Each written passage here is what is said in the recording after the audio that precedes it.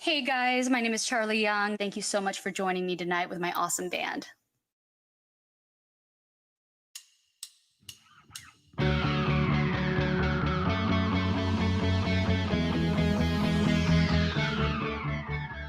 I see you stumbling, can't see your hand right in front of your face. I know you're shaking, I feel you call out, call out, call out. Oh,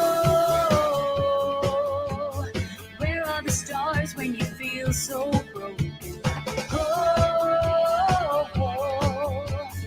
look at the sky and you'll see me. I'll be holding up the moon for you. Holding up the moon for you. Yeah. Oh, holding up the moon, yeah. Light it up the dark, light it up on my heart. Shine it down wherever you are. I'll be holding up the moon for you. Holding up the moon. Winter is endless, close to the land of the midnight sun. How do you get back after the fallout, fallout, fallout? Oh, where are the stars when you feel so broken? Oh, look at the sky and you'll see me. I'll be holding up the moon for you. Holding up the moon for you. Yeah. Oh, holding up the moon, yeah. Light it up the dark, light it up on my heart. Shining down wherever you are. I'll be holding up the moon for you. Light it up the dark, light it up on my heart. Shining down wherever you are. I'll be holding up the moon for you.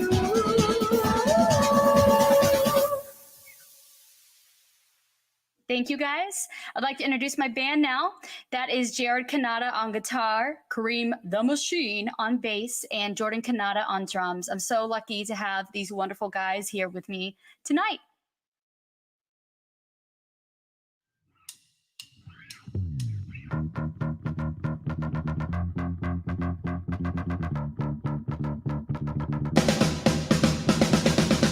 Every time I think of you, I feel shot right through with a bolt of blue. It's no problem of mine, but it's a problem I find. Living a life that I can't leave behind.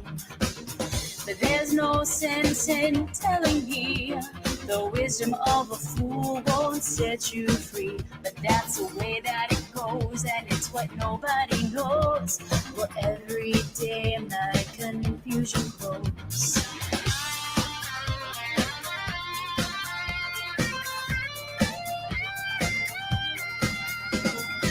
Every time I see you falling, I get down on my knees and pray.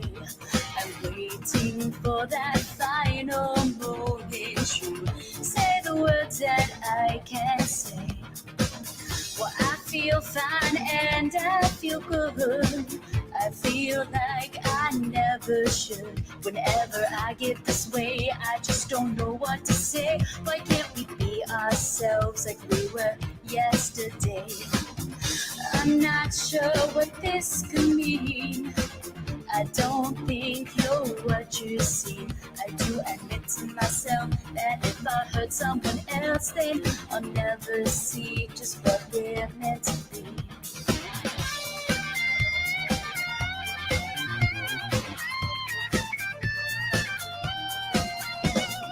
Every time I see you falling, I get down on my knees and pray.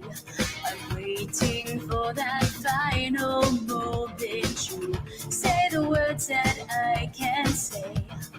Every time I see you falling, I get down on my knees and pray. I'm waiting for that final moment. You say the words that I can't say.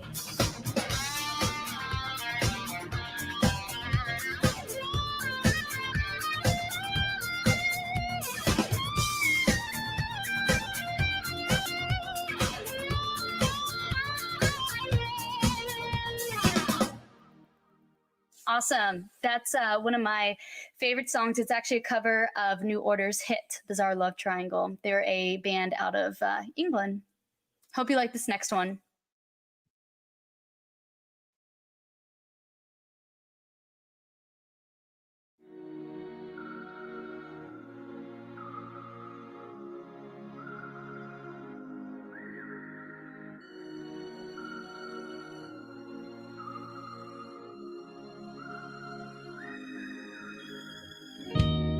Hit me like an earthquake, left me with a heartbreak, baby, beating up my damn self. I got nothing left to lose. I found myself falling with no one there to catch me at all. Broken down and crawling, my back against the wall. All I needed was inside me. Yeah, I'ma keep on fighting. I'm believing, yeah, I'm shining. 'Cause I'm a phoenix rising. Oh, hey, hey. Yeah, I'm a phoenix rising. Oh, hey, hey. Yeah, I'm a phoenix. Forget it anyway. I'm stronger than a hurricane. Can't wash me away. I won't feel the pain. But through the rain I'm still here. And nothing's gonna break me, no fear. I will never doubt it. I made it through the fire. All I needed was inside me.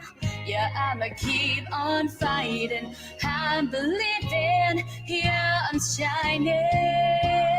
'Cause I'm a phoenix rising. Oh, hey, hey. Well, yeah, I'm a phoenix rising. Oh, hey, hey. Yeah, I'm a phoenix rising. Oh, hey, hey.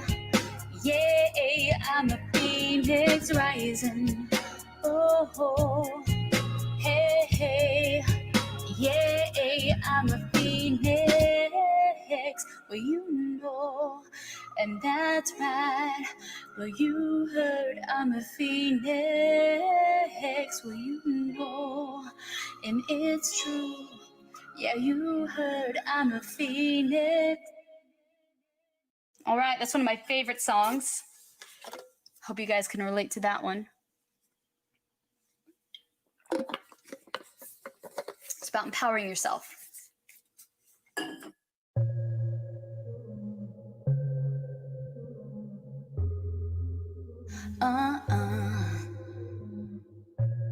Yeah.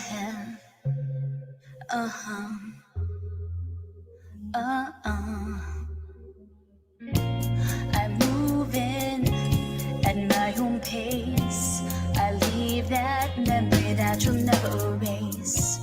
My fire fire burning in my soul. I'll be that thing that you can never control. I'm raging up on the shore, potential for destruction laying at my core. You better not mess with me, 'cause I can be as angry as a wild sea. You better seek out some shelter. You better run to your house. My lightning's gonna warn you. I'm like a fiery storm. You're pushing me out, but I'm pushing right back. I'll hail on your windows, I'll rain on your house. You can't break me down, because I'm coming right back. My thunder's gonna warn you. I'm like a fiery storm. What do you think I can tell when you lie about me and don't wish me well? I'm tired of all this hate. You can't smile at me, I see through your face. Why can't you see? I'm a force to be reckoned with. Well, if you don't know, you'll realize when the sky turns into black. You better seek out some shelter. You better run to your house. My lightning's gonna warn you. I'm like a fiery storm. You're pushing me out, but I'm pushing right back. I'll hail on your windows, I'll rain on your house. You can't break me down, because I'm coming right back. My thunder's gonna warn you. I'm like a fiery storm. You better board up your windows. You better lock up your house. My siren's gonna warn you. I'm like a fiery storm. You're pushing me out, but I'm pushing right back. I'll hail on your windows, I'll rain on your house. You can't break me down, because I'm coming right back. My thunder's gonna warn you. I'm like a fiery storm.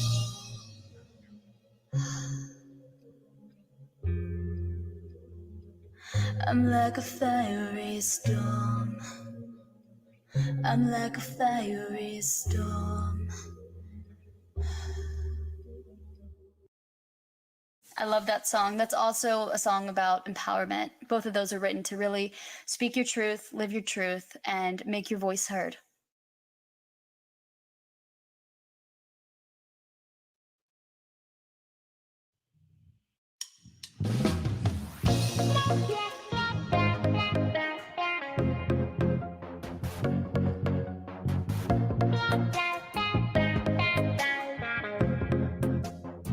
You know I'll never stop.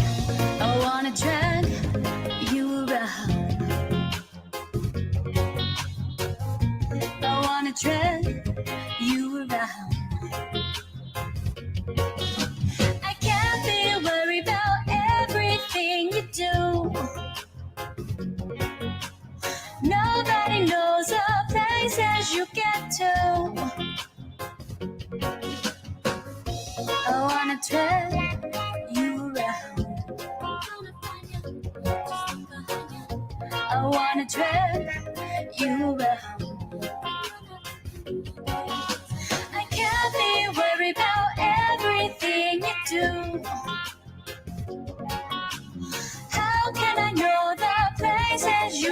to. The details, they don't matter to me now. It's you and everything about you. Oh, and others scream and shout, I need you, no. 'Cause that's just not the way we go, way we go.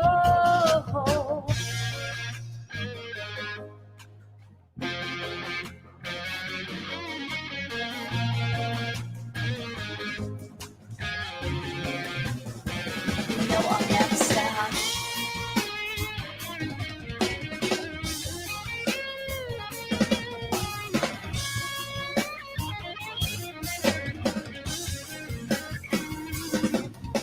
I can't be worried about everything you do. Nobody knows our places you get to.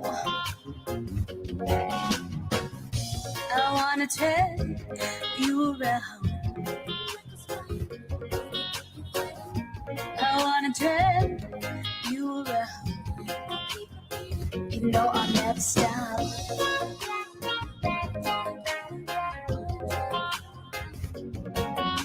I wanna drag you around, I wanna drag you around, I wanna drag you around. I wanna drag you around. I wanna drag you around.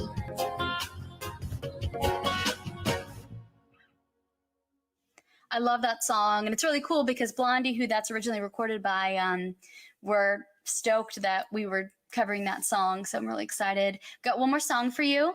Again, I'd like to thank my band, Jared, Jordan, Kareem, for being here with me, and thank you for being here.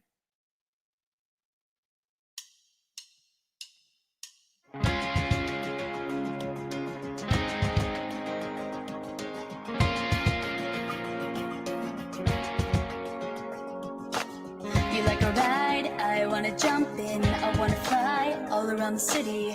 I wanna hang high up in the sky with you. I wanna take every single risk, live out on the edge. You know that I'm ready. Yeah, maybe I'm a crazy fool. I'm waiting. Come and get me. Take me up just a little bit higher. Don't bring me down, don't bring me down, don't bring me down. Raise me up with a little bit of fire. Don't weigh me down, don't weigh me down, don't weigh me down. Your fire, your fire, your fire, your fire, your fire, your fire. A little danger, I don't mind. I kinda like knowing what night will come around, waiting on the other side. I feel weightless like a balloon, so carefree when I'm with you. I wanna soar off with you into the sky. I'm waiting. Come and get me. Take me up just a little bit higher. Don't bring me down, don't bring me down, don't bring me down. Raise me up with a little bit of fire. Don't weigh me down, don't weigh me down, don't weigh me down. Your fire, your fire, your fire, your fire, your fire, your fire. Your fire, your fire, your fire, your fire, your fire, your fire. I feel safe for the moment, almost safe, ready to let go then. I remember you can burn, burn, burn, burn. I guess I learned that if I close my eyes, start to lose control. Well, I guess I was never meant to learn, learn, learn, learn. Don't bring me down, don't bring me down, don't bring me down. Raise me up with a little bit of fire. Don't weigh me down, don't weigh me down, don't weigh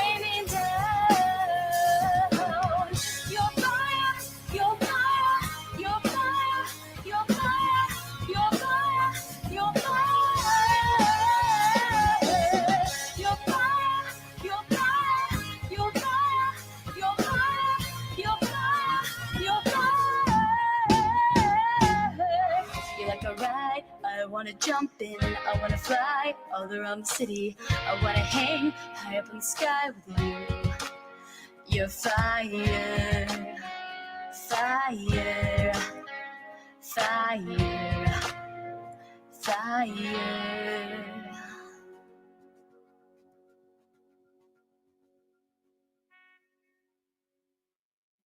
Thank you guys so much for joining me tonight. Thank you again to my wonderful band, Jared Kanata, Kareem the Machine, Jordan Kanata.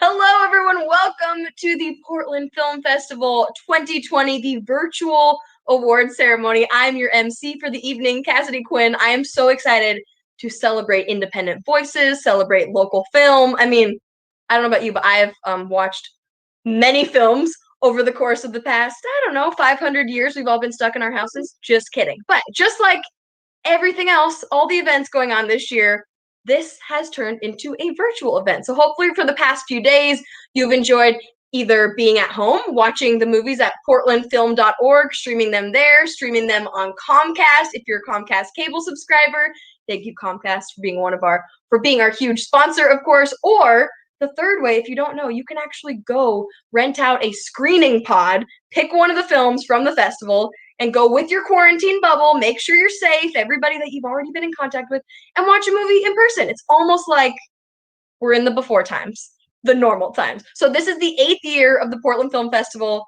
the first one that I think we're doing this virtual ceremony online. So I'm excited to give out so many awards tonight. We have the Stacey Stevens Indigenous Spirit Award. We have the Will Vinton Award for Creativity.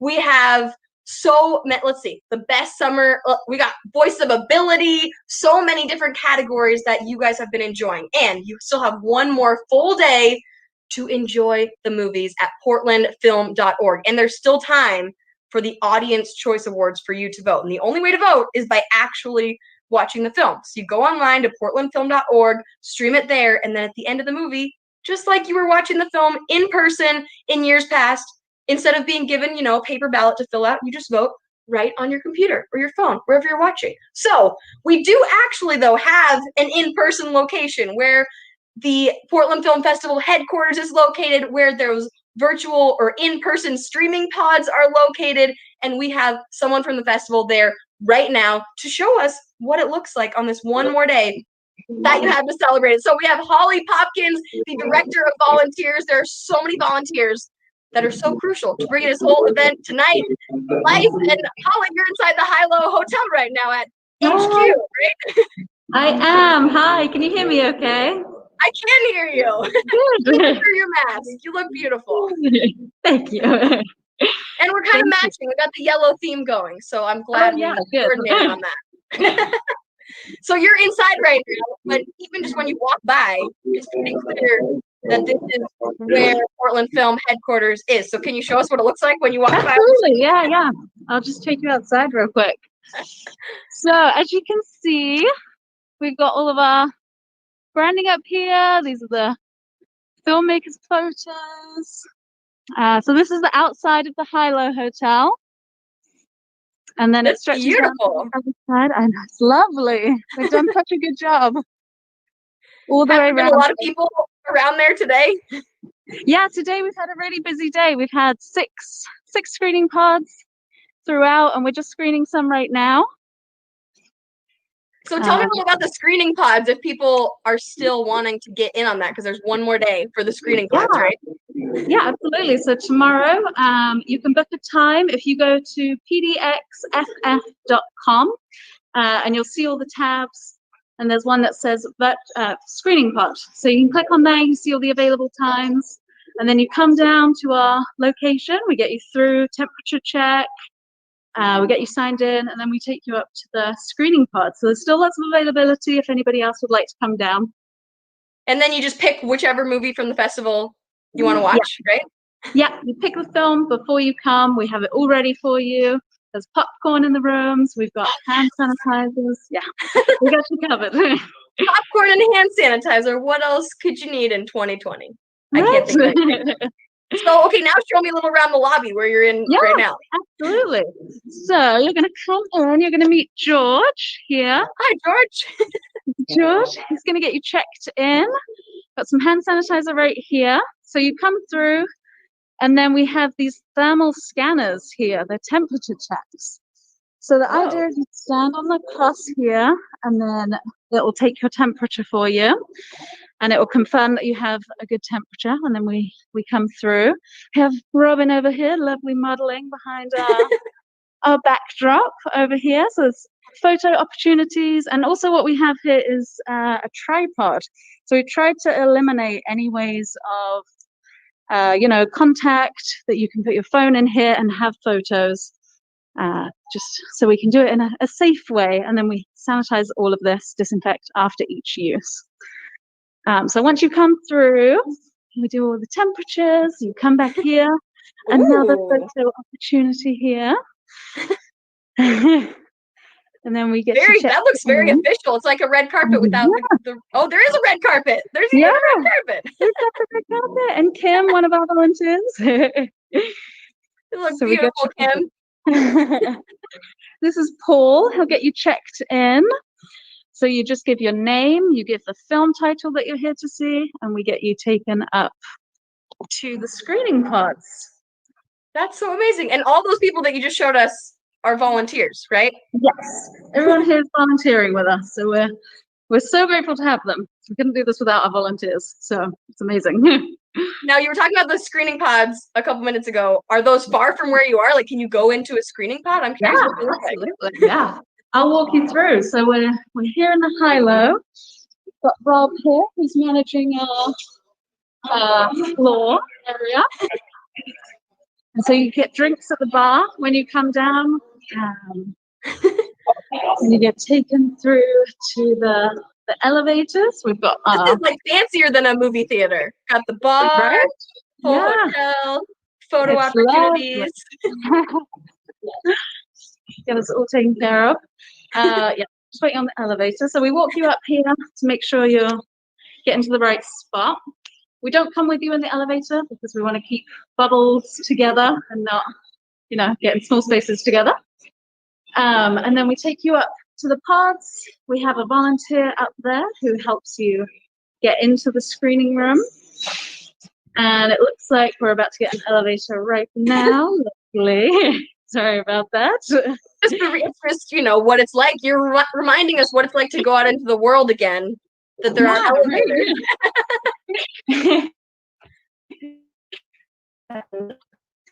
Oh no, she's an elevator. So we also have this. We've got a nice thing there, so you know which floor you're going to. Oh my god! So this is just like in the elevator. Yeah, when you're in an elevator, in real life, it also cuts out your phone service. So again, the realistic show of what life is like outside. Exactly. So let's see. We've got all of our screening pods down here. And this is all the different ones. We have someone in this one right now, but I can show you how we control things. So this is the back end of things where we have everything being controlled. Let's see, I'm going to take you into which one should we see? 216. So this is the back room where everything is like top secret film festival access. So we have this whole wall down here where all the screening pods are going to be. All of these, it's very, very cool. And then here down at the end, we have got a screening pod. Dun, dun. Right, so bring you in here. Oh, cool. We've got our seats here. These are all reclinable leather, so you can really sit back, put your feet up. The light's not great in here to show you. I wish it was a bit better. That's good. There It's we go. good for movie watching. You don't need it to Yeah. be light for Great. virtual television, just for watching your movies. Yeah. So, and then we've got, so this is one of the hand sanitizers. We have got our Shine Spirits have made these for us, especially. Oh, And then we that's put so cool. popcorn in here. And you can also, we've got Huber's next door, and you can order from them. So we'll leave the menu in here. So you're saying you could have a Spanish coffee while you're enjoying your film? Right? So yeah, we can order Oh Order- man, from next door. It's pretty cool. why am I not and yeah. emceeing from the screening pod? I know, we gotta have you down here. You could have Thanksgiving dinner and a Spanish coffee and enjoy the movie. Oh, with your popcorn. Exactly. Yeah. And then this, I'll just show you. This is one of our cleaning. So this is Cleaner Path, the brand there, and they've come in. They've installed all of these into all of the rooms. And first, this has a cycle of it goes for about 15 to 30 minutes, and it mists all of the surfaces in here, and it will disinfect and like kill the viruses and surfaces. And then we come in with housekeeping, and we give the room another clean. So it's very safe. We've got all of our protocols and everything cleaning in place so that you feel safe and you are looked after while you're here. Wonderful. It's like a very pampered, high-class movie theater with recliners. Exactly. Yeah. Have a little. Well, thank you for the tour, Holly. For anyone that's watching from home and thinking, man, being a volunteer at the film festival looks like a really fun time. How can they sign up for future times? Yeah, so you can email volunteer@portlandfilm.org, and you can email that email address, and then you'll get through to one of us, and we'll be in touch, and we'll do that for next year. Yeah, I'm sure we'll start planning next year, not too far from now. So absolutely, and hopefully next year the screening pods are amazing, live streams are amazing, but hopefully we can see each other in person. It would be lovely. Yes. You never know. We might do a hybrid, do a bit of everything. Totally. Who knows? It's amazing. Well, thank you so much, Holly. Now it is time to get ready to give out our first award of the evening. I don't know if you're as excited as I am. I'm very excited, especially after watching that tour of Portland Film Festival headquarters. So the first award that will be given out this evening is the Stacy Stevens Indigenous Spirit Award. And to do that, it's being presented by our Director of Programming, Joe Stevens, and Indigenous Film Producer or Programmer, Robin Klein. Oh, look at your fancy location. How are you guys? We're pretty good. We have to project, and it's pretty good. Exactly, we're practicing. How are you tonight? I'm great. I'm loving this. I'm excited to give out our first award. So take it away. Okay. Well, we introduced this award this year. Stacy Stevens was our Indigenous programmer. She was my mother. She passed away just in April. So we thought it'd be a good idea to introduce a new award for an Indigenous filmmaker. And this year we are giving the award to Walter and Josiah. And the person that is accepting this award is Jamie Malaya. So congratulations, Jamie, on the inaugural Stacy Stevens Indigenous Spirit Award. And Walter and Josiah was an incredible film. It was, and you should watch it. It was an incredible movie. Amazing. I hear we actually have some video of the film for anyone that hasn't watched it yet. So let's take a look at that. I think we're done.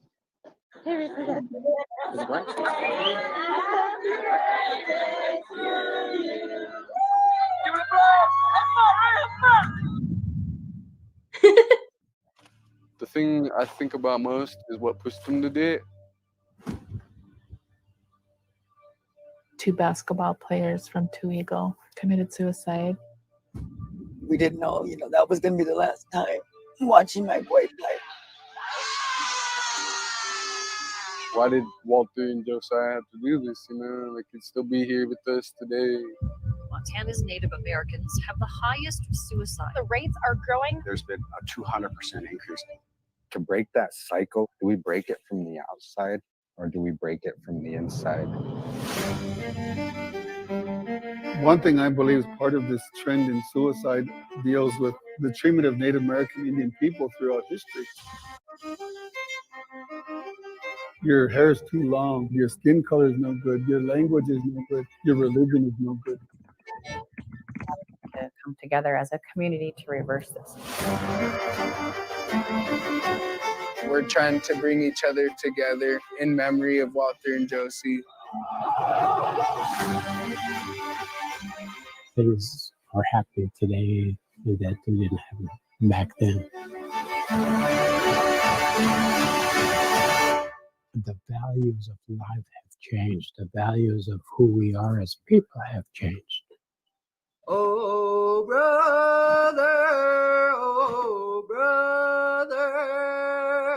you left us too soon. Hey-oh, hey-oh.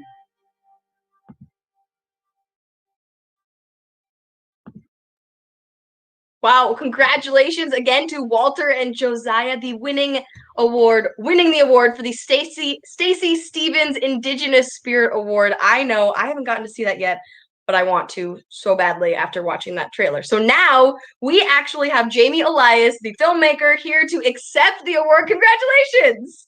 Thank you so much. We are so honored for the award. We can't be more grateful. We are so grateful to the Salish and Kootenai community to let us tell their story. And honestly, we're really excited that Indigenous issues are being kind of spread to where everybody can kind of understand and hear them, because in a lot of instances, that's not the case. So thank you so much for the award. We are so grateful.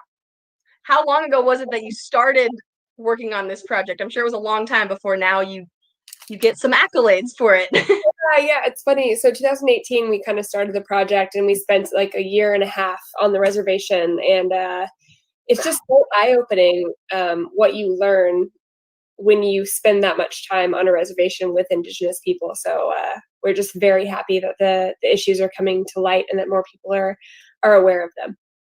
Yeah, it seems like a really important film. I am excited to watch it, and I'm sure so many people watching this live stream are as well if they haven't seen it already. What are you hoping audience members take away from it?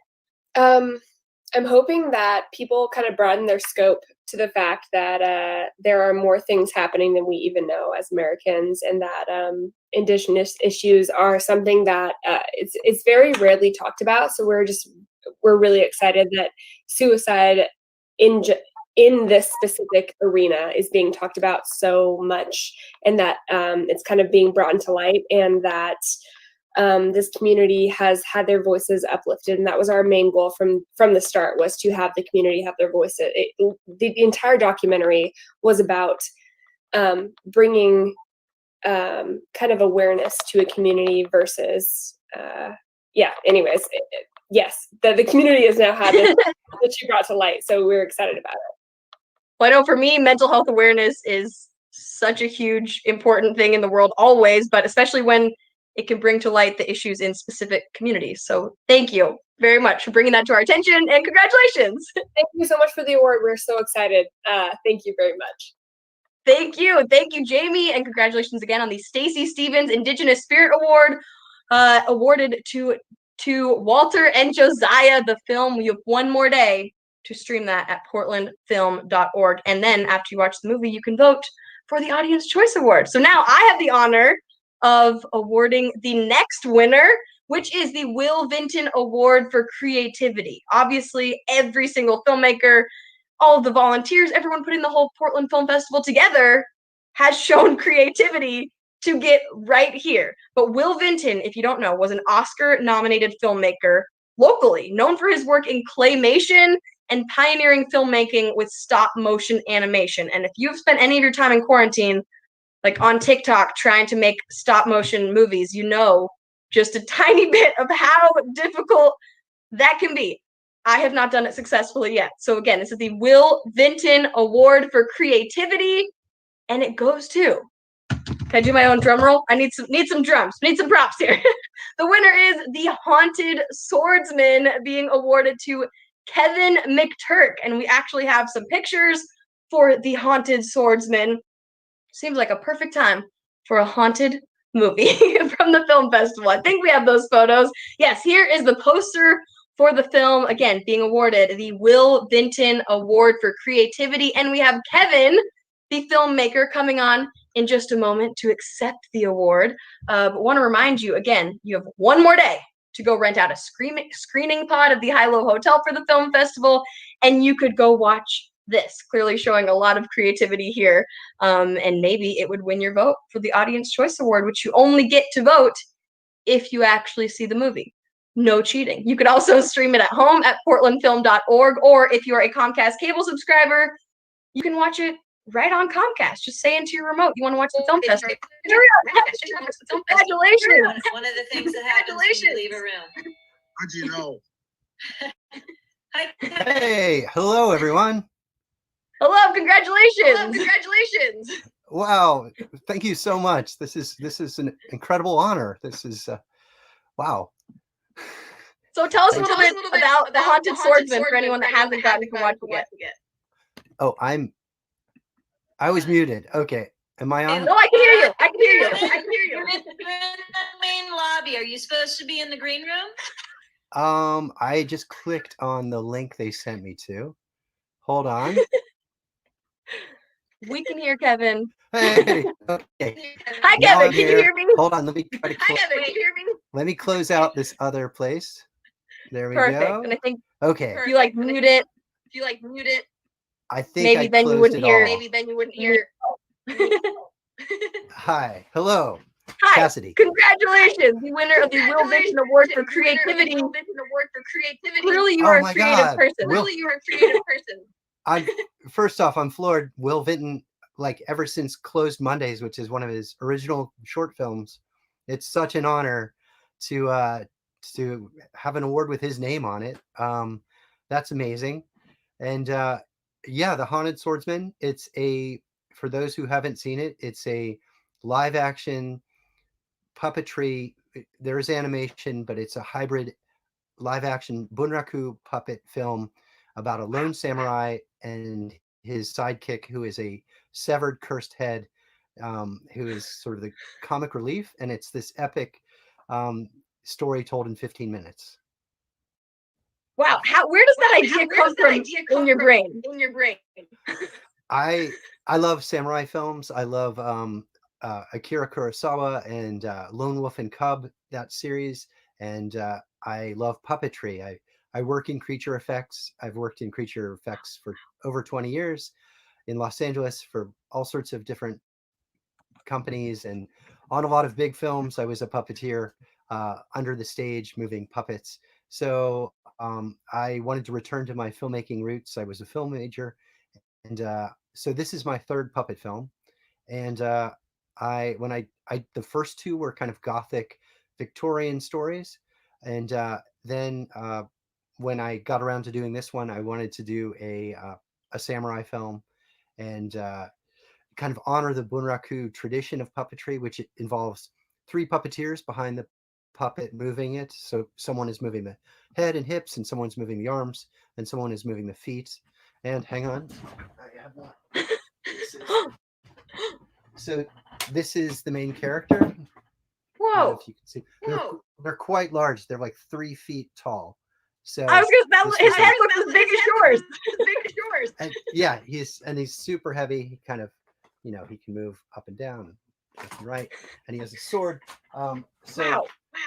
it was a Kickstarter project, and it took, we were successfully funded, and then it took about 2 years to get to screen, because we would build the puppets and then shoot, and we would shoot a weekend, then take a month off and build the next set, and shoot a weekend and take a month off. So all told, it was about 10 shoots over 10 months. So it was crazy. That sounds crazy and super creative. Is there anything about the type of films that you make that people might not know, that you wish they knew about the work that goes into it? Yeah, it's quite a long process. And what I did was I was able to assemble the voice cast and record the whole film as almost a radio play cut together. So the first person I got a hold of was Jason Scott Lee, who's a phenomenal actor. He was in all these films like Dragon and Rapa Nui and Map of the Human Heart. He was a big star in the 80s, but he was just in Mulan, the live action Mulan. And he lives in Hawaii. Wow. So we recorded him. He lives off the grid he owns like a taro root farm in Hawaii and lives off the grid. So we recorded him in Hilo at a recording studio there. And I directed him like a Zoom recording. And then I recorded, the next was James Hong, who's a seasoned actor. He was in Blade Runner and Big Trouble in Little China and very recognizable. And I recorded him and Franca Potente and Christopher Lloyd all in LA. So they all did their sessions separately. And then I cut it together as a radio play. And then when we were on set, the puppeteers would hear the voices, recorded and act out the actions, and then we would animate the mouths and eyebrow expressions. Wow. I'm sure it's amazing to watch without knowing all of that, but just with those added layers of understanding what is going on behind the scenes, that is amazing. So congratulations. And there were 2 live action actors in the film too. We had a double for the samurai, the main character. For certain shots, like long shots, we built a matching costume of the puppet for a full-size actor. So when he's climbing up a rock, we found a rock climber and he was up in the, we got a real actor. And then there's a giant Oni creature at the end that is like a massive giant. And so I hired my friend, John Cody Fasano, who's a really large guy. And we had him covered in mud and he was like sort of in the sumo shorts thong. And he was covered in mud and had this creature head and he couldn't see it all. So he's stumbling through this cave. And and it turned out to be a great performance. Turns out to be friends with the filmmaker. Yes. Yeah. It was great. I mean, I really assembled all of my friends over my time working at different effect shops. So it was just such an honor to like call upon my friends that can puppeteer a certain thing expertly and someone who is an amazing sculptor and someone, these amazing craftsmen. It was just such an honor to kind of gather my friends and make this film.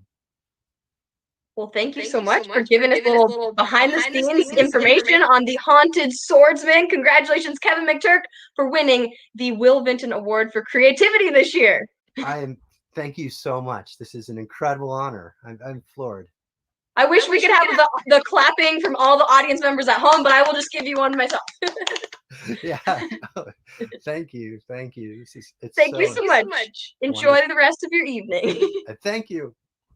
I'll see you soon. Now, I get the pleasure of introducing the winner of another award. I don't know how I got so lucky. I get to give out some awards myself.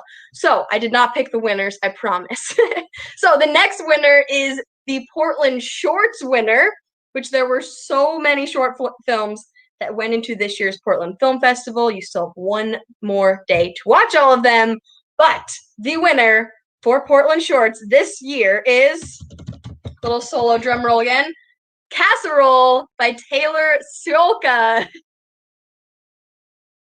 Oh, is this a video or a picture? This is a picture of Casserole, maybe what you would expect. There's some casserole dishes. It might look a lot like what you have seen inside your house and your kitchen for the last 8 months. Maybe you've gotten into baking lots of casseroles. Congratulations, Taylor. Thank you. How are you doing tonight? I'm great. How are you? Very good now. This is such a surprise. I'm thrilled. This is amazing. Yeah, how does it feel? You are officially the shorts winner for the festival this year. Yes, I'm very unprepared, just like had no idea this was a thing that could happen. So yeah, I'm just like a little bit floored right now. It's amazing. So what is Casserole about for anyone that hasn't seen it yet? Sure. So Casserole is about a man named Hank who recently lost his wife. And as you know, many good Midwestern men do, he's burying his emotions deep, deep down. And as he's trying to deal with the grief of losing his wife, he's getting this onslaught of his neighbors coming by and bringing him casseroles, and they just won't leave this poor guy alone, to the point where his fridge cannot fit one more single casserole in it. So it kind of becomes this battle with the fridge of how do I fit another casserole in here. That sounds very relatable for people making a lot of casseroles at their homes. Are you a casserole maker yourself? I grew up on a lot of casseroles. I'm from Wisconsin originally, so it was just like a staple of the diet. It's like the bottom of the food pyramid. Like you're having it a few nights a week, you know. So that was definitely inspired the film a little bit. Amazing. Now what do you do next? Do you have more projects you're working on? Where do you go from being an award winner? Boy, all over the place. Before COVID changed everything in the world, I had a script ready to go, and we were excited about shooting it. Another short that just really proud of the script and excited to do, but that kind of like came to an immediate halt. The world went crazy. I just started staying home with my 2 toddlers all day, every day. So that's not challenging at all, you know, but adorable, yes. They are very adorable. Yeah. So doing a lot of that, and hoping to get back into some of those projects here soon. Amazing. Well, congratulations. Now you've got an award to show for it. So you can say, you know what? Those projects can wait. I'm just going to bask in the glory of being an award winner for now. Yeah. Well, again, the winner for the Portland Shorts is Taylor Siolka with Casserole. Congratulations. Thank you. Now we have another award to announce, but before we do, we have a special video announcement from the special guest. We need healing. We need justice. We need to take care of our neighbors. We are grappling with a global pandemic And a bright spotlight on the injustices facing Black Portlanders. From businesses facing foreclosures to families fighting to stay safe and housed.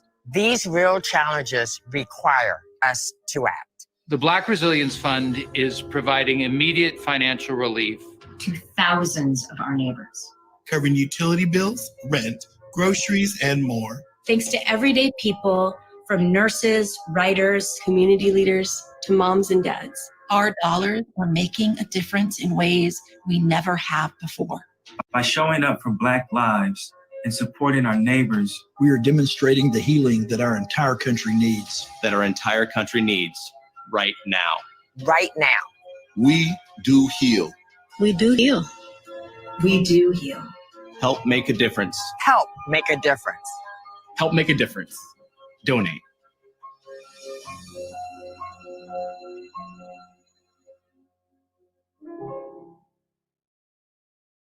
Oh my gosh, I have heard so many amazing things about the Black Resilience Fund the past few months since it started. So congratulations on all the success of that. And so amazing to see all of those wonderful Portland faces in there. What a lovely surprise. So now, from the Black Resilience Fund, we have one of our next award introducers. We have Cameron Witten with the Black Resilience Fund and Emily Purry with Purry Consultants. Hello, how's it going?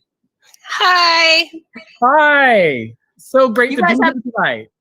Yes, you guys have the special honor of introducing our next award winners, right? Absolutely. Now, Black Resilience Fund, what number are you guys up to now? I just keep seeing it climb. I can't even keep track. Well, I'm sure there's a big audience here tonight, and I appreciate Cassidy for your excitement. And I will share for folks who are hearing about the Black Resilience Fund for the first time, let me give you the rundown. Since June 1st, the Black Resilience Fund has risen up as a solution to provide real support to Black Portlanders who have been grappling with the dual storms of a global pandemic and headline after headline of Black pain due to our unresolved conflict and injustice of police brutality. And since June 1st, we have raised over $2 million to provide real, tangible support to over 5,000 of our Black neighbors. With an army of supporters, donors, volunteers, we have provided real support from financial assistance to food boxes to yard work and more for our neighbors. And we're sending a positive and powerful message to this nation and beyond that Black lives do matter. So we are honored to be here today as the Black Resilience Fund, continuing to support our partners like the Portland Film Festival in honoring and uplifting Black lives. Woo, amazing. Thank you so much, Cameron. Just yes, to all of that. Over $2 million. That is mind-blowing, and I'm sure never enough. There could always be more. So thank you. So now, Emily, tell us a little bit about what you do with Puri Consultants. Absolutely. Thank you for having me here. This is amazing.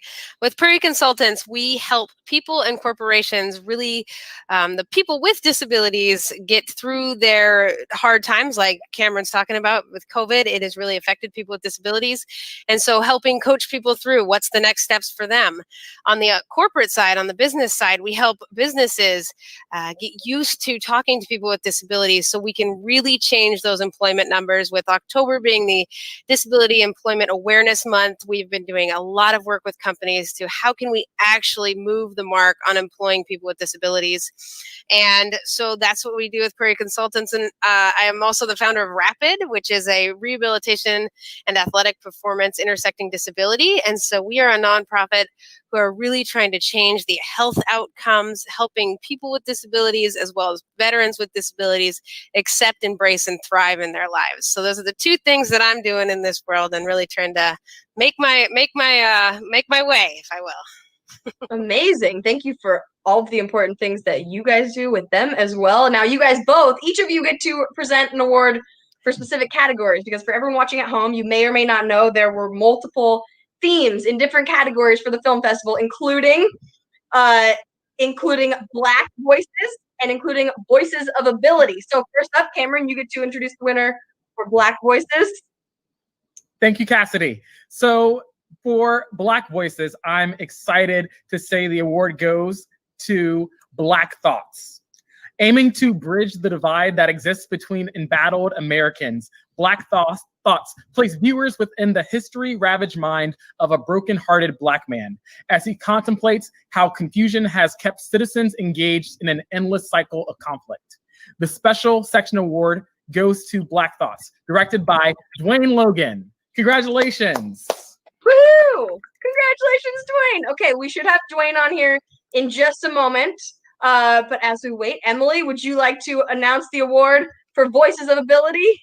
Absolutely. I am excited to announce that the winner of Voices of Ability, the very first year of this track, goes to Best Summer Ever. And that it was directed by Michael Parks Rhoda and Lauren Smitelli. Congratulations! Yay!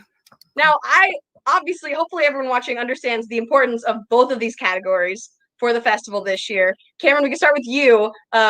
What does it mean to you that Black Voices was an entire category? I mean, that must mean there are a lot of voices, a lot of film projects to feature there.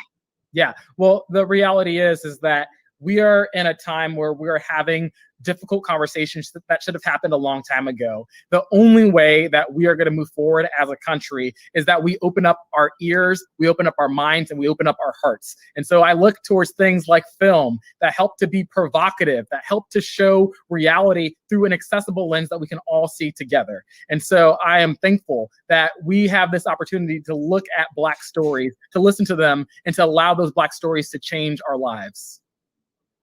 Amazing. Thank you. Now, speaking of Black stories, you just announced the winner, which is Black Thoughts, directed by Dwayne Logan. And I believe we have a little video of that winning film. So let's take a look at that.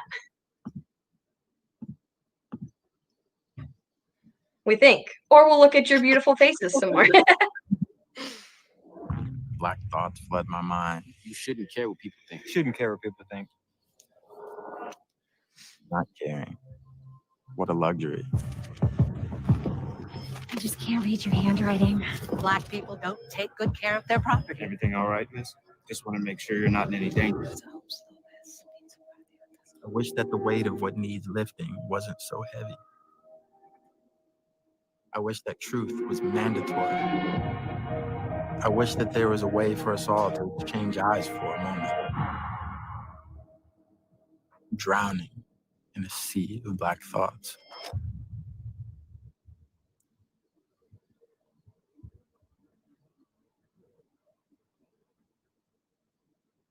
Official selection. Now, obviously, official winner of the Black Voices category.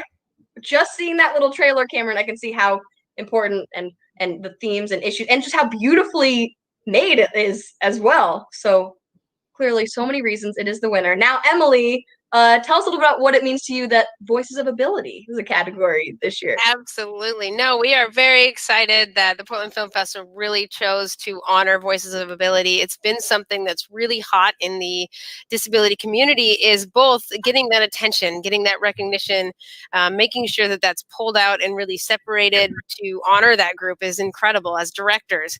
But then also as actresses and actors with disabilities, actually truly authentically represented in the film industry. There are plenty of people with disabilities who want to be in movies, and so tracks like this really help the world see that, oh, there are people who really want to do this out there. And so that's just a great honor, and I know there was a ton of great films out there this year, and so I'm really excited to see how it grows over the next few years. And again, as you just announced a minute ago, the winner is Best Summer Ever, directed by Michael Parks Randa and Lauren Smitelli. And I believe we have a clip of that film to show you as well.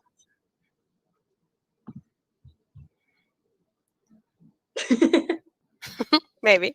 Or we'll just hang out and keep talking about it. Emily, what was it that drew you to this film specifically? What made it the big winner?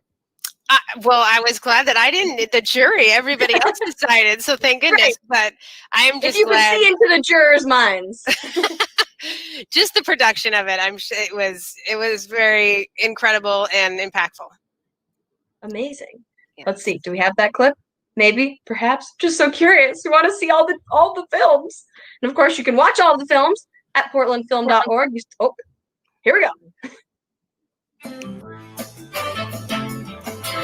Tonight I'm dancing free, gonna let the whole world come and dance with me. I got no reason to hold it all inside.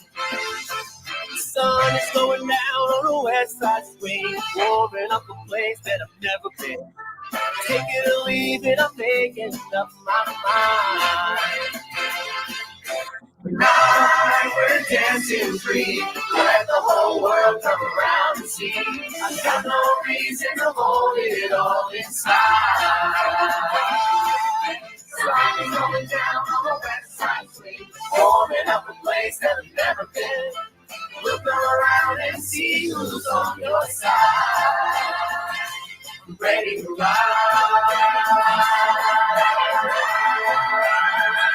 I'm ready to ride.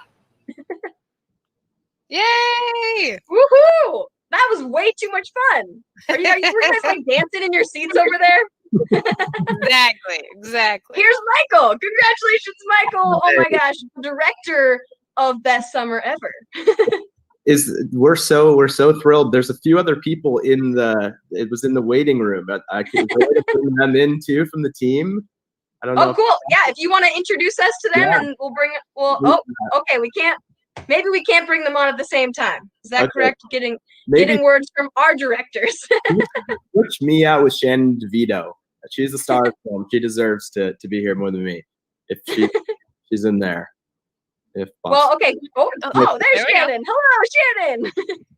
Hi. Congratulations. Thank you. Well, congratulations to Michael more than me. Oh, this film, we feel like so lucky to be part of the festival this year, and we've been working on this film for a few years, and so to finally have it out to the world. But Shannon, this is really your moment, much more than mine. So you take it away.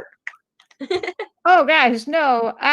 This whole team was beyond talented and kind, and really believed in this film, and I was just honored to be a tiny part of it, and really hope that lots of people are inspired by what we did, and just know that there's so many people with disabilities who are capable and really ready to take on the film industry just like everybody else. So, we hope that this gives people the opportunity to kind of give them a chance. And Shannon, you're the star of the film. What was it like working on this whole project with everybody? It was amazing. I mean, we had some of the best directors and the best producers and the best people in it. So, it was just a joy to work on. And I'm just a part of it. You guys are way too humble. No, you take it.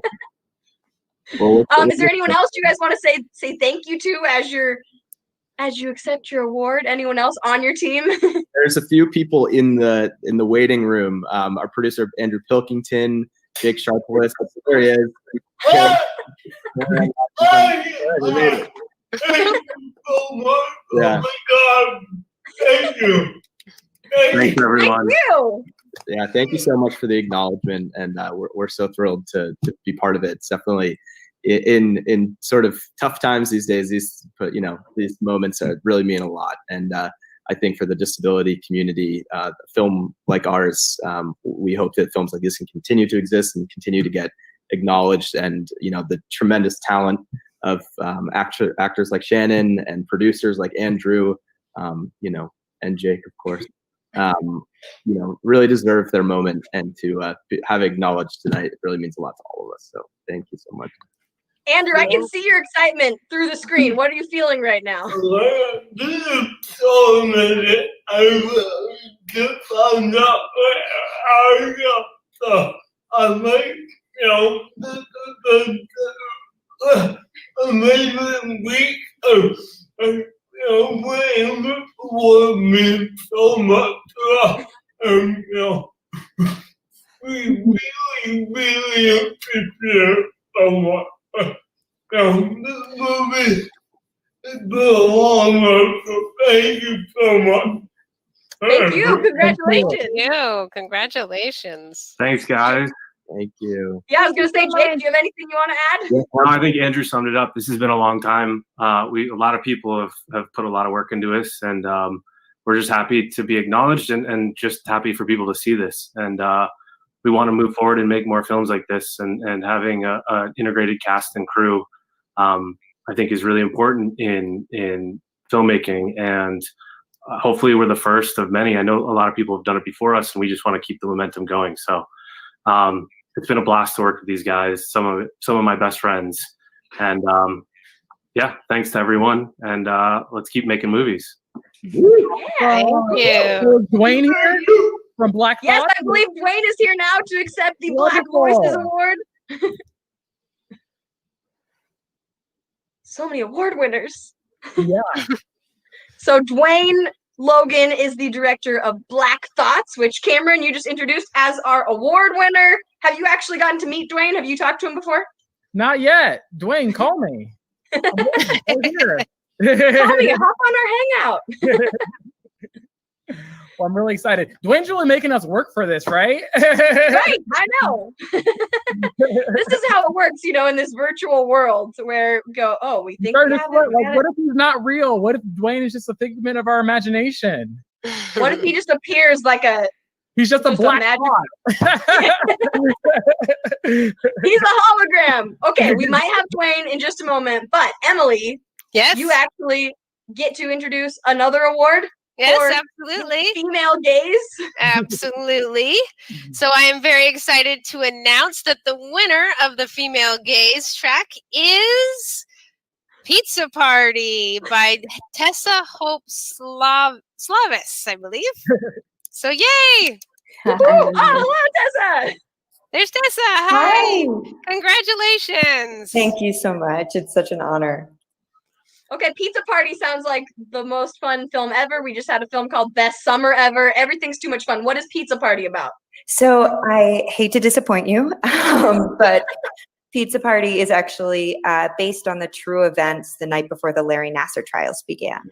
So for me, it was actually a reimagining of what might have happened that night based on actual testimony from the victims and survivors, but also asking the question of what does a party for sexual assault survivors look like? Mm-hmm. So, wow, which is unfortunately a thing that we have to think about and imagine. Yeah. What was the process of figuring out that kind of hypothetical, but also very much real scenario? Yeah, it kind of came in this perfect kismet moment. I was actually in my final year of MFA acting training at USC, and I was taking a directing for actors class taught by Gene Gallerano, who also stars in the film as Max. He was actually my former teacher. And I was listening to Michigan radio, NPR Michigan radio's podcast, Believed, which is all about systems of belief and the psychology of belief around the Larry Nassar trials, and why the girls weren't believed at such a young age, and how he kind of was able to cultivate the system of disbelief for these young women and girls. And I wrote it for class, and Jean came up to me and looked me dead in the eyes after class and was like, no, we're making this. And as a sexual assault survivor myself, I am really passionate about Title IX and the conversation around it. So it kind of all happened in like this very perfect matrix of a way. Awesome. That's amazing. And of course, this is the winner in the female gaze category. Yay! So woohoo! I'm Thank sure you. there are many women and young girls watching from home thinking, oh, should I make a film? Is this something I can get into? Can I do this? What would you say to all of them? Yes, I'm like, hell yes. I'm a first-time filmmaker. Like, I had never written a script in my life. I had written narratives, like short stories. I'd always known I was a writer, but I had never challenged myself to write a screenplay in my life. Like, yes. And it just happened to be something that was really personal. So all I would say to young women out there is, one, like, align yourself with people that believe in the story you're telling. Because I think that that's why the film ended up being what it was because there were so many people who really trusted the story and really wanted to tell the story and were so connected to this conversation, no matter whether or not they were survivors themselves or they had family members or friends. They were really connected to the story. And two, just write the damn thing, like, I mean, that's what I did. And I had I'm so lucky that I had a teacher who said, make it, and I was like, okay, and that truly that's what happened. So, from someone who never thought that they were a filmmaker and who now, after a year, is pursuing a career as a director and completely flipped after just graduating from an MFA acting program, all I can say is it's never too late. There's never a right path. Just make the thing. That is awesome. Now, you say, like, just write the thing. When you started writing, like, did you know the whole course of where it was going, or did you just kind of one line at a time, we'll get through this, figured out as we go? No, like, that script came out of me, truly. Like, that script, I sat down with a glass of whiskey on my computer, and the first draft was pretty much what it is. There were some tweaks, some changes, but the first draft was what the script that, what the film you see is now. It was so easy to write. And that's, I think, like, why I knew that this was a story. This was going to be my, like, kind of road foray into this field in this way. Because it just came out. When it's right, it just happened naturally. Right. And I have, I admittedly, like, I have yet to have a writing process like that since then. And I have continued to write and develop work. And I'm learning that it's most of the time not like that. So, that was a very rare experience. And I kind of connect that to being an actor when you're dropped in. When you're an actor and you're dropped into a scene and you're just flying and you don't even remember what you did. That's what that experience was like for me. So I knew that there was something right about it because of my other creative experiences. What is it like being on the directing side of things? It seems like it would be a huge transition from being in front of the camera to being behind the camera, but obviously you're a natural. Yeah, thank you. It was terrifying. Luckily, I'm really good at pretending I know what I'm doing. Like, I really, like, it was like 2 days of me being like, yeah, totally. I think the key for me was I had a great DP, Demi Waldron, who was actually the only person on set in my crew that knew it was my first time directing. And she was awesome. She was such an ally. And anytime I didn't have the language for something, I would kind of I felt very free to say, okay, this is what I want it to look like, what I want it to feel like. And she would put it into technical terms for me in a way that was, the most, I would say, important learning experience of this whole thing was really working with her and being able to learn the language. That's why I'm still able to do it now. So yeah, fake it till you make it, guys. I was just going to say, it's your example of fake it till you make it. Fake it till you make it. But also, I surrounded myself with people who were better than me, who knew what they were doing, who were able to say, so this is not how you say that. And then the actor conversation was so easy because I'm an actor and I know how I like to be directed. So that I was like, done, great. The technical stuff was definitely, you know, a learning process, but I can't tell you how amazing the crew and team were that I had by my side for the process. They made it easy. Amazing. Well, yeah, clearly you were prepared, you were there, you shared your story, and it all came together perfectly. Thank you so much. So congratulations. Congratulations. Thank you guys. It's an honor to be here, really. Emily, do you want to say anything else about this category and why it's so important? Just highlighting female filmmakers, directors, actresses, all of those it's just invaluable how we can have the opportunity to really make sure these are recognized. So yeah. Absolutely. 4% of feature filmmakers are women. Yay. Yes. We need more. 4%. We need more. Yes, we do. Someday it won't even have to be a category. It'll just be normal. Filmmaker. So normal. Yes. So thank you guys so much. Congratulations again to the winner of Black Voices, Voices of Ability, and the Female Gaze. Huge, important categories that will hopefully just grow as the years of the festival go on. So thank you, Cameron, Emily, Tessa. Congratulations. Thank you. Thank you. Thank you for being here. It's lovely to see you through the virtual screen. Okay, next up, we have the Best Ultra Short, which is, are we ready for the winner? Do you want the video first or do you want the winner first? We will have the video in just a second. The winner is, film with a perfect name, Black Lives Matter. I'll give the applause for my home studio over here. And now we have a clip of our winner for Best Ultra Short. And it's directed by Francis Jin. So congratulations, Francis. Now we'll take a look at your film.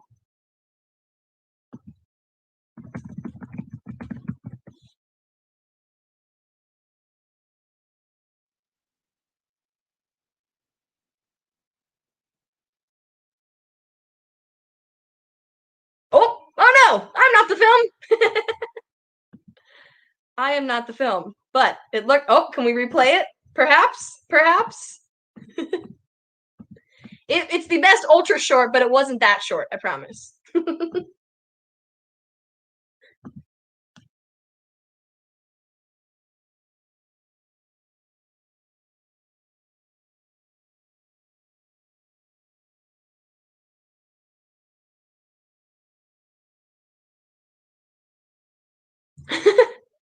Beautiful. The Ultra Short, called Black Lives Matter, again directed by Francis Jin. Congratulations. Do we have Francis here to accept the award, or are we moving on to the next one? The next one is the Best Music Video. Need some music to liven up this award show. And the winner is Don't Ever Give Up, directed by Amy Billhars. Everyone at home, give a round of applause for Don't Ever Give Up. And I believe we have, yes, this is our anthem. Portland Film Festival creator Josh Leak is over here saying this is going to be the anthem for 2020. So, yes. Oh, there's a picture. Do we have a clip of the actual video for Don't Ever Give Up? We have a music video. Oh, no, we do not have a music video. Again, congratulations to director Amy Billhars for the music video for Don't Ever Give Up. Just keep that in your mind. Even though we can't see the music video right now, just keep that playing in your mind. Now, last but not least, for this category, do we have Amy? Perhaps? From Amy Billhars is the winner of that category. Next up, we have the winner for Best Advertising Spot. Drum roll, which is called We Have Survived Nature for Ages. And that is the winner of the Best Advertising. Oh, here we go. Created by the Norway Tourism Bureau. Let's show the video. Oh, do we have the video? I am not the Norway Tourism Bureau. I don't have probably as cool of an accent as they would have.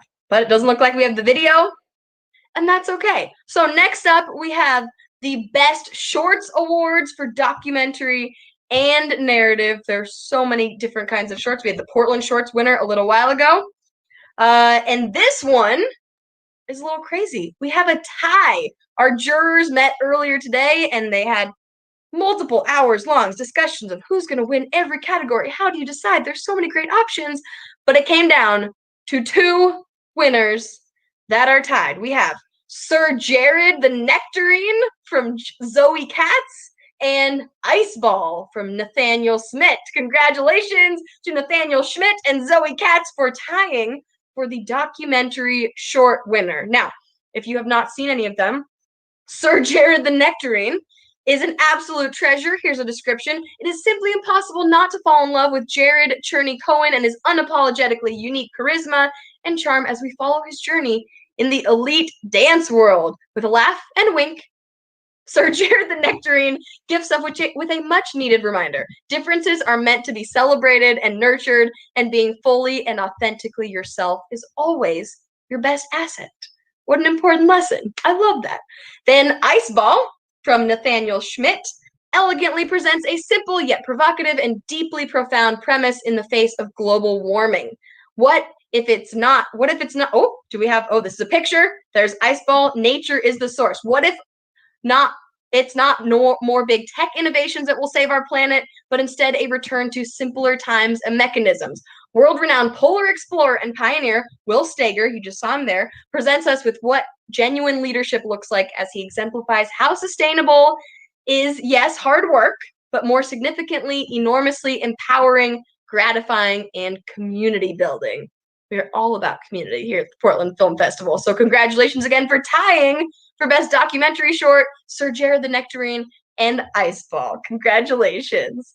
Next up, we have some more shorts. This one for narrative short. And we have our first place winner is Kama'ena, Children of the Land. Don't know if we have our winner here. It means child of the land. It's called Kama'ena. So this was a superb, authentic, and invoked true empathy and humanity. The viewpoint of our protagonist seamlessly integrated into the film in such a way that it felt like we were watching a personal moment in her life. The audience felt invested in the story that was being told and frustrated by the hopelessness of her situation.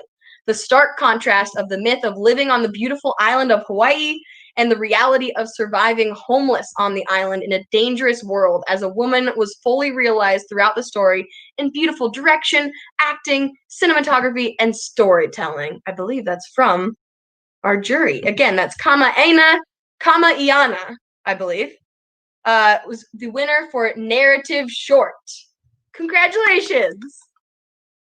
Next up, we have the special jury prize for original storytelling. Oh, do we have somebody ready to introduce this one or to talk about one of those?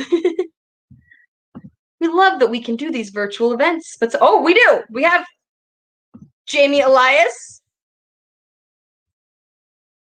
Oh, nope, maybe not.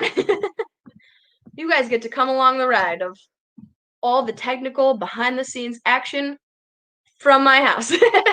Okay, so next we have Jamie. Yes, we bring in Jamie. Was this your film for the narrative short?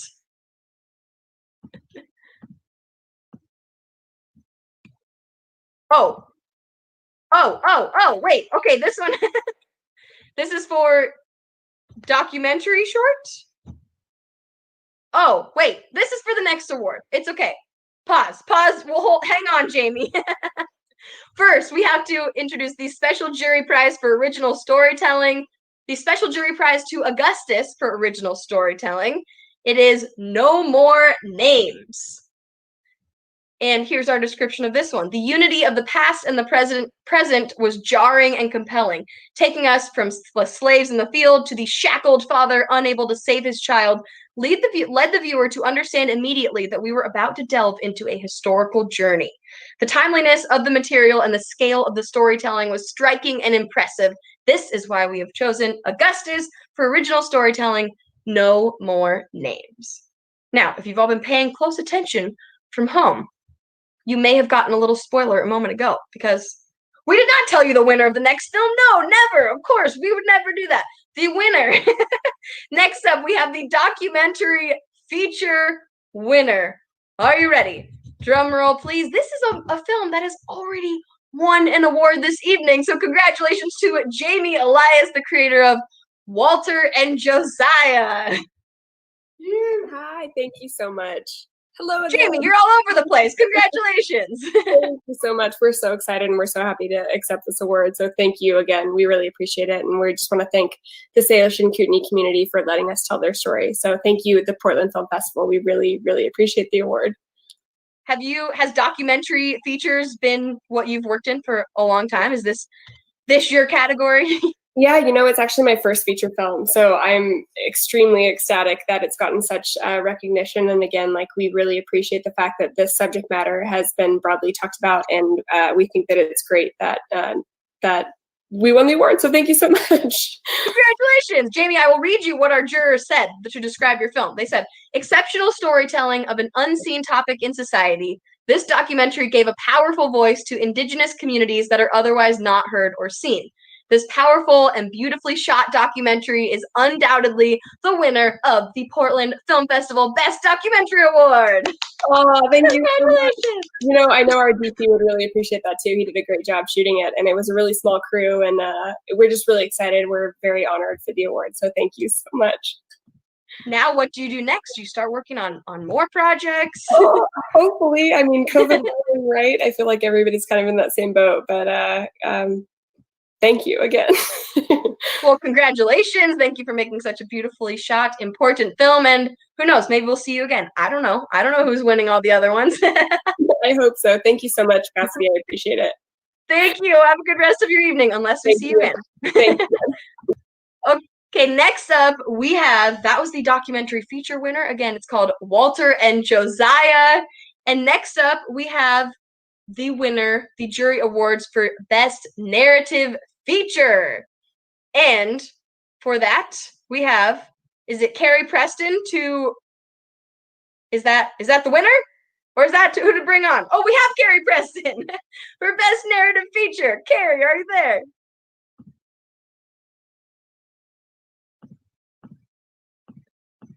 Dun, dun, dun. We will take just a moment to remind you that if you're wondering, there is still a chance to vote for the audience award. You don't have to be in one of the screening pods in person at the High-Low Hotel at Film Festival HQ, or you could go rent out a screening pod. One more day to do that is tomorrow. Or you can stay from home wherever you're watching at portlandfilm.org. You can stream all of the movies on there, and as soon as you finish watching the movie, just like if you were in person in past years of the festival at the hotel, you'd be given a little voting. You know, hopefully you've gotten your 2020 election ballot in the mail by now. If not, wait a couple days, be patient. But just like that, you fill it out, but instead you get to do that virtually. So if you watch any of the films at portlandfilm.org, at the end, you'll be presented an opportunity to vote for the audience favorite. And also a little sneak peek, maybe sometime tomorrow, Portland Film Festival will be making a big announcement as to possibly some more extended ways to keep watching all of the films from home. So now we have some videos to showcase the special jury prizes for Emerging Filmmaker is first. So the special jury prize for Emerging Filmmaker is Vagrant, got by Caleb Ryan. Congratulations. I believe we have a little video to take a look at for that.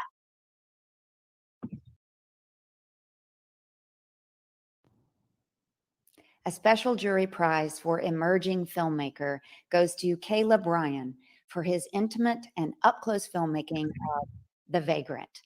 With the eavesdropping effect of a documentary and the well-written high stakes of a drama, the film is an intimate portrait of a character rarely seen on film. This is a filmmaker with a clear vision and someone to watch.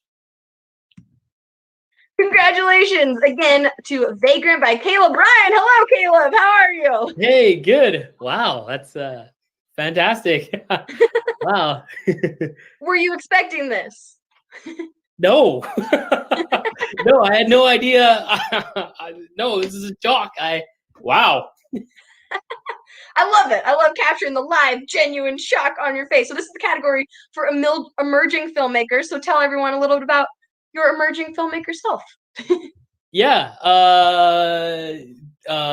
Vagrant is my first feature film. And I funded it, and just the amount of kind of this has all been overwhelming. I never thought any of this would be happening. You know, when I was first making it, I was like, you know, what's going to happen? Is anybody going to see it? You know, all the kind of frightening thoughts that filmmakers tend to have when they're making things. No imposter syndrome at all. No, never a thing. Yeah, don't say that. Never. So what is Vagrant about for people that haven't seen it yet? Yeah, Vagrant is about a homeless Black alcoholic named Frank, and he basically his day-to-day life is just finding alcohol and drinking alcohol, getting drunk. He drinks to kind of numb this pain and guilt that's been racking him from just a previous life.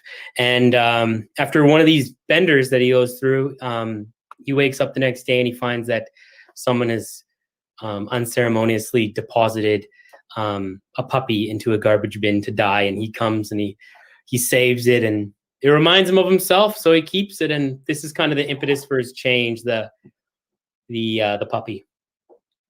That's amazing. And a real live puppy in the film? Just Yeah, on everyone's heartstrings?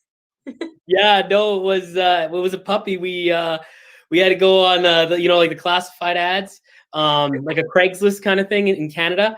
And I was like, hey, can we use your puppy? You know, I'll pay you and you can keep him though, but we just need him, you know, for one day. And they're like, what? I'm like, yeah, we're making a movie. They're like, all right. And that's how we got the puppy. And now they have a film festival award-winning star puppy. Exactly. Yeah. So now this is your first feature film. Now, do you have ideas for more feature films in the pipeline? Yeah. So I'm working on something. It's actually radically different. It's like, it's a horror, or like maybe a drama with horror elements of, it's basically slaves that are trapped in a forest and they're like trying to find their way out. Whoa. Yeah. That sounds intense and great. Yeah, it's completely different, but well, maybe we'll see you right back here next year. I hope so. Well, congratulations, Caleb. Thank you so much for your amazing, important film. Again, the film's called Vagrant, and that won the special jury prize for emerging filmmaker. Congratulations. Thank you. Next up, we have another special jury prize, this one for the representation of women. And so we have a clip of this one. A special jury prize for representation of women in front of and behind the camera goes to Milk Water. Helmed by writer-director Morgan Ingari, the film centers around a unique female character, a rudderless young woman who decides to become a surrogate on a whim. The film also boasts all-female department heads, with special attention to be given to director of photography Maria Rush, who, together with Ingari, made a modest budget seem limitless. Congratulations to Morgan Ingari for Milk Water. Congratulations, Morgan. Thank you so much. How are you surprised? Are you shocked? Were you just ready and expecting this? I know, I had absolutely no idea what was going on tonight. So this is wonderful. I mean, especially considering that this is something that was so central to what I wanted to accomplish in Milk Water. It was super important to me to have women behind the camera. I'm super passionate about telling female-led stories, and I think that that's equally important to exist behind the scenes as well. Yeah, clearly very important to get women in front of the camera, behind the camera, and so that was all intentional as the process went along. Like, okay, got to find. Obviously, it's not difficult. There's a lot of talented women, but that was intentional along the way. Yeah, well, I initially went in, I've assistant directed a lot, and I've often been the only woman on set as an AD, and I have had more negative experiences in that capacity than positive. So when I went into this, I was committed to gender parity in our department heads. And then I, just interviewed people, and all of the best people for the job happened to be women in the end, with the exception of, I will call out our awesome sound guys, Ron and Jen, but the rest of our department has sound guys. Yes, great sound guys. And in the van on the way back from our tech scout, I had multiple department heads be like, wow, that's the first time I've ever been on a tech scout. And like the other department heads just agreed with what I said I needed and wrote it down and didn't like question whether or not I actually knew what I was talking about. So I was like, all right, great. Sad that it's the first, but Sad that that's the hopefully case. Yeah. that can be normal eventually. So now where do you go from here? Hopefully more projects with more women and Yeah, I mean, ironically, the next film I'm directing, I didn't write, and it's about it's called Thruple, and it's about a young gay man who ends up in a relationship with an older couple of gay men. So fewer women at the center of it, but I'm super hoping to work with Maria on it, who was my DP for Milkwater. We worked very well together along with our producer Candice Kuahara. They like really were my rocks throughout the entire movie. So I hope to make many more projects with them. Amazing. Well, again, congratulations to Morgan Ingari for Milkwater winning the Special Jury Prize Award for representation of women. Thank you so much. Thanks so much, Cassidy. We have another Special Jury Prize Award coming up next. This one for Creative Generation. I love it. And this one goes to Lena Headey and Ivano Jeremiah. Congratulations to the Creative Generation. Oh, bit of a clip. A special jury prize for Creative Generation goes to Lena Headey for executive producing and playing the lead character in The Flood. Her performance is a subtle and stoic facade that slowly deteriorates into humanity as the film goes on. And to Ivano Jeremiah, who created the perfect foil to Headey with his ability to render sympathy, complexity, the power of acceptance, and the patience of Job, all through one simple thought in his eyes. Woohoo! Congratulations to the Special Jury Prize Award winner for Creative Generation, Lena Headey and Ivano Jeremiah. Do we have them on to accept their award? Oh. Nope, we have maybe the next one. Okay, next up, we have the winner for Best Narrative Feature. Let's hear who wins that one.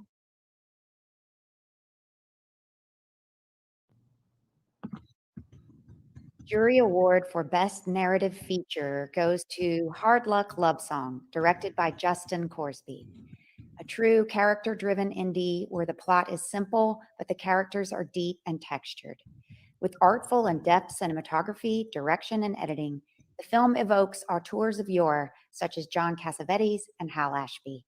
Special attention should also be given to the acting, particularly Michael Dorman and Sophia Bush, who each turn in layered, charismatic, and riveting performances. Well, to say congratulations through the screen, we have Justin Corsby here. Hello, congratulations. Hi, how's it going? Thank you so much. What an honor to win this award. We're excited. Yeah.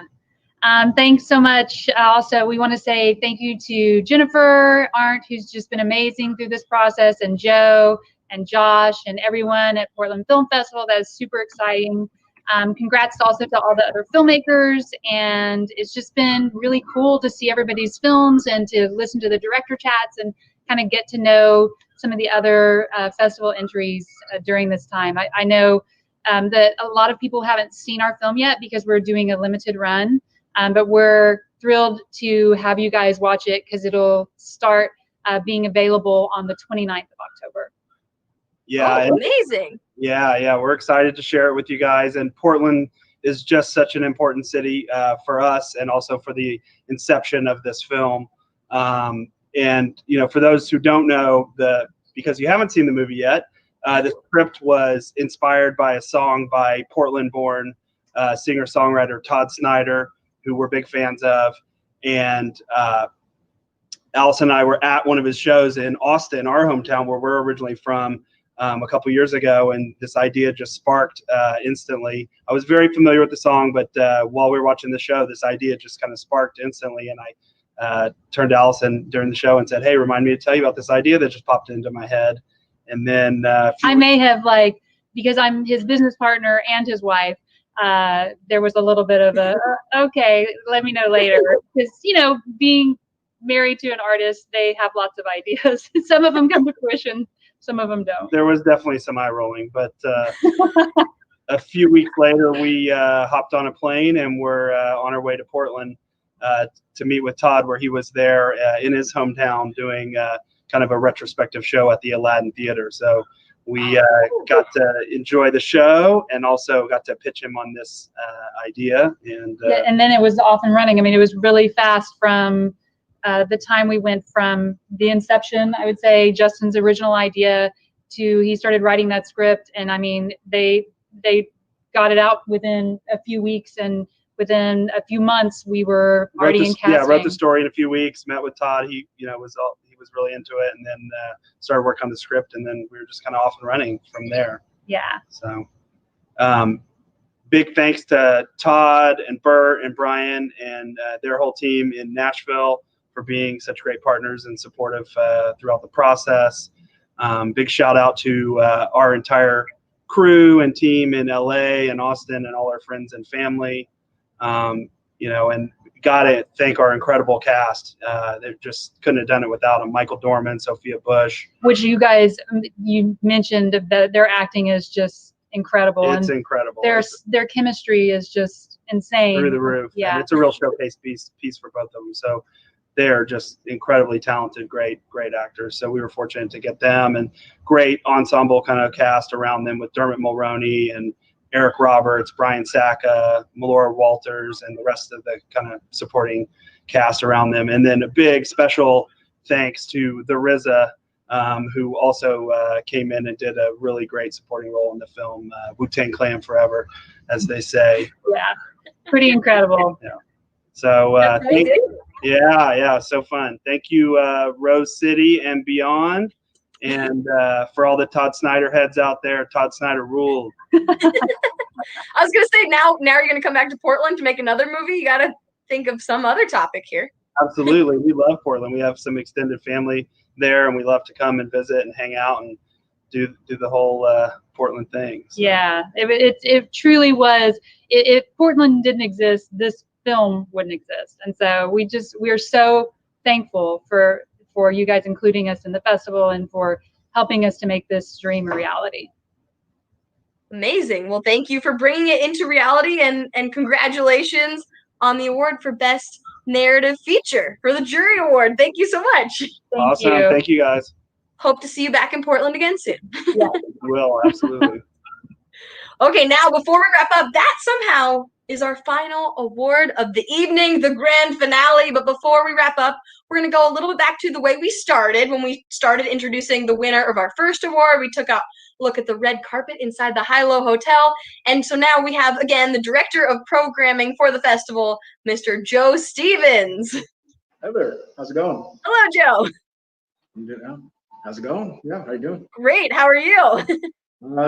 Just trying to figure out what's going on. We're coming to the end of the evening, the end of our award ceremony. How has it been from your perspective? I'm just very excited and proud for all these winners. I'm very excited too. I mean, I'm glad everybody who won, was almost everybody's able to show up and accept. That's great. I mean, I think doing it virtually really helps that, since not everybody can travel, and we've always had that issue. Right. I mean, it's pretty cool. We just talked to the last winners who talked about the film was made all over the country. They love being in Portland, but they weren't here right now. So Amazing.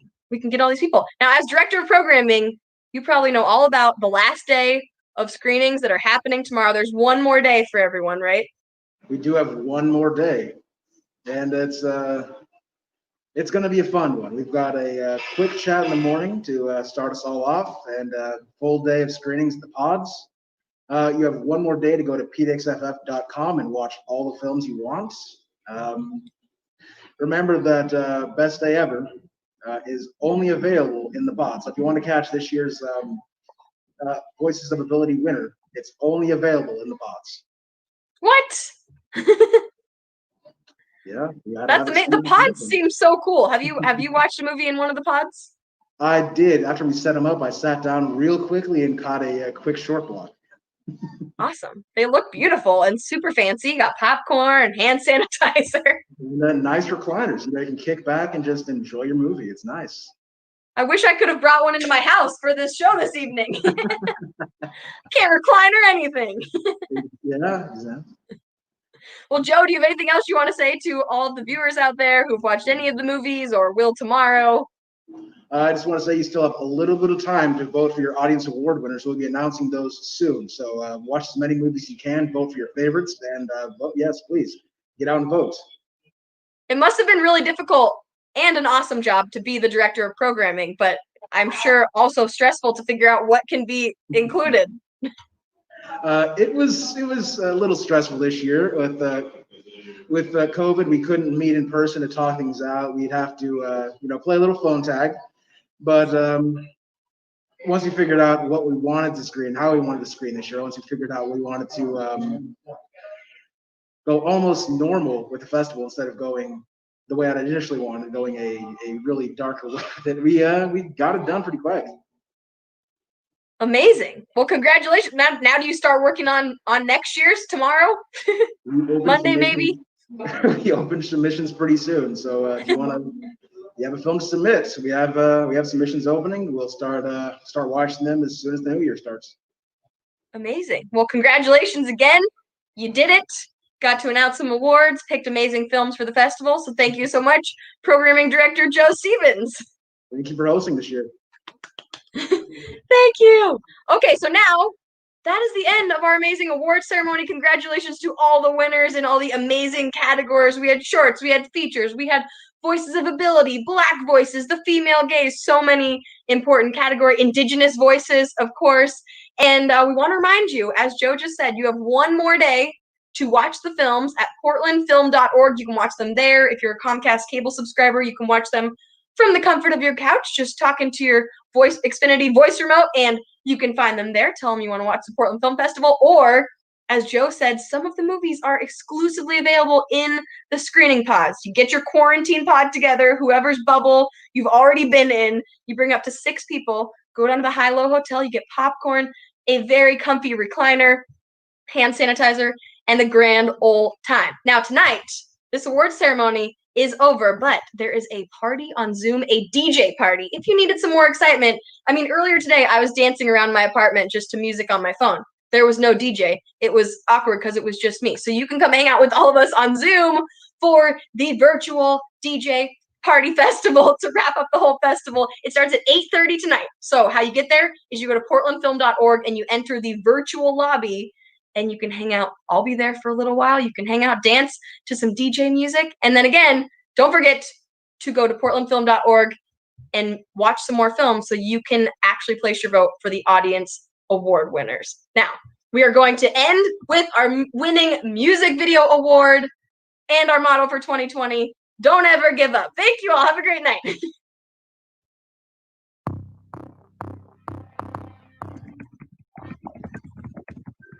If you wanna go back to the forest they just put you through, you're welcome, but I'm not going to. If you wanna know about the courage that it takes to walk through their fires and come out smiling, look in your heart and you'll see ruby red butterfly and oh so high. Yeah.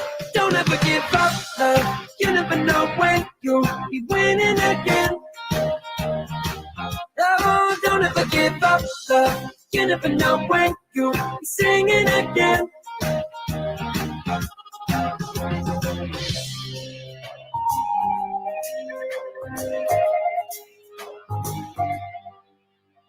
Help yourself to love instead of beating yourself up. The odds were stacked against us, but now we're coming up. All the deepest worry was cement from someone else's shoes you put on, but you don't have to look in your heart and you'll see you're in a child high up in the sky. Yeah.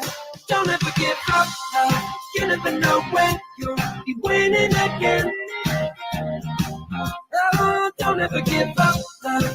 You never know when you'll be singing again.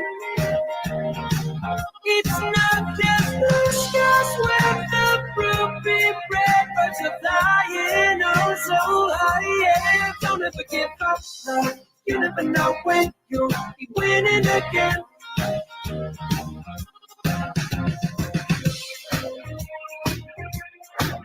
I know what it feels like. It hurts even when you're asleep. give up you. You can imagine what people mean when they say they have dreams. You think of nothing when they ask what you traded for ecstasy.